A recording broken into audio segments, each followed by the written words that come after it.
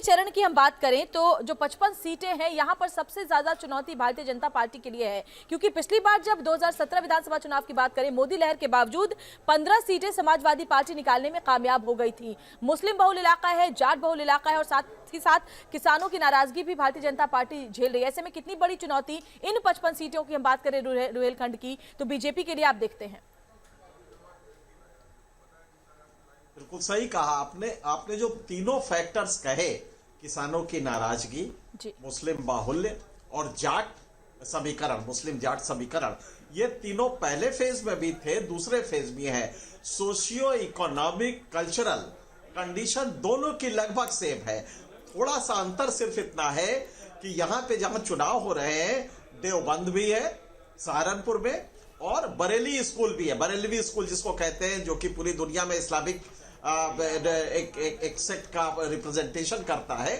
तो यहाँ पे बरेली और देवबंद है, मुस्लिम बाहुल्य है, जाटों की नाराजगी और इकोनॉमिकली बेटर है। ईस्टर्न यूपी से जब आप इसको कंपेयर करेंगी तो इकोनॉमिकली यहाँ का किसान मजबूत है, लिहाजा उसके लिए एमएसपी इशू है, उसके लिए फर्टिलाइजर इशू है, उसके लिए पूरा एग्रीकल्चर में जो रिलीफ मिलती है वो एक इशू है। लिहाजा जो फर्स्ट फेज में एटीट्यूड रहा है वोटर का, ऑलमोस्ट वही रहेगा इस 55 सीटों पे जिन पे आज चुनाव हो रहे हैं। कोई खास अंतर नहीं आएगा, क्योंकि सोशियो कल्चरल इकोनॉमिक फैक्टर जितने भी हैं वो लगभग वही हैं जो कि पिछली बार थे।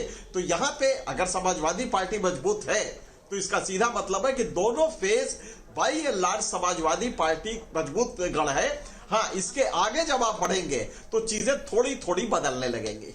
जी एनके सिंह जी, अगर हम बात करें पिछले विधानसभा चुनाव की, तो कांग्रेस और एसपी ने साथ में चुनाव लड़ा था। लोकसभा चुनाव की बात करें तो एसपी बीएसपी ने साथ चुनाव लड़ा था। ऐसे में इस बार क्योंकि सब अलग अलग चुनाव लड़ रहे हैं, सिर्फ एसपी और आरएलडी का गठबंधन है, तो हो सकता है कि मुस्लिम वोटों का अगर बंटवारा हो तो उसका फायदा भारतीय जनता पार्टी को मिलते हुए हम देख सकते हैं।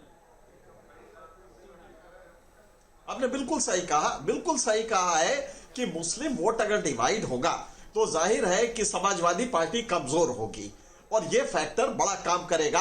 हाँ, एक चीज जरूर है कि यहाँ पे जो जाट का समीकरण बना है, ये एक फॉर्मिडेबल कॉम्बिनेशन है। जो मुस्लिम जाट, और ये ट्रेडिशन भी रहा है, मुस्लिम जाट लगभग साथ होकर लड़े। बीच बीच में कभी कभी दंगे जब हुए तो वो अलग हुए हैं, आपस में लड़े भी हैं, लेकिन इस बार मुस्लिम और जाट एक साथ है, ये एक बड़ा फैक्टर है। और यही फैक्टर आपको ईस्टर्न यूपी में, सेंट्रल यूपी में, बुंदेलखंड में, इन इलाकों में नहीं मिलेगा।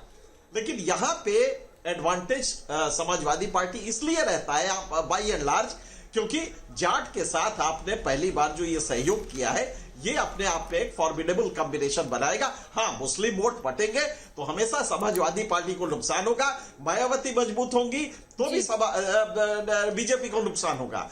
तो इसे दोनों फैक्टर देखने हैं। अगर मायावती यहाँ पे बेस उनका अच्छा है तो बीजेपी को नुकसान होगा, लेकिन अगर मुस्लिम बटेगा तो समाजवादी पार्टी को नुकसान होगा। जी, आप बने रहे हमारे साथ सर, बहुत बड़ी जानकारी आप दे रहे हैं। किस तरह असर हम देख पाएंगे इन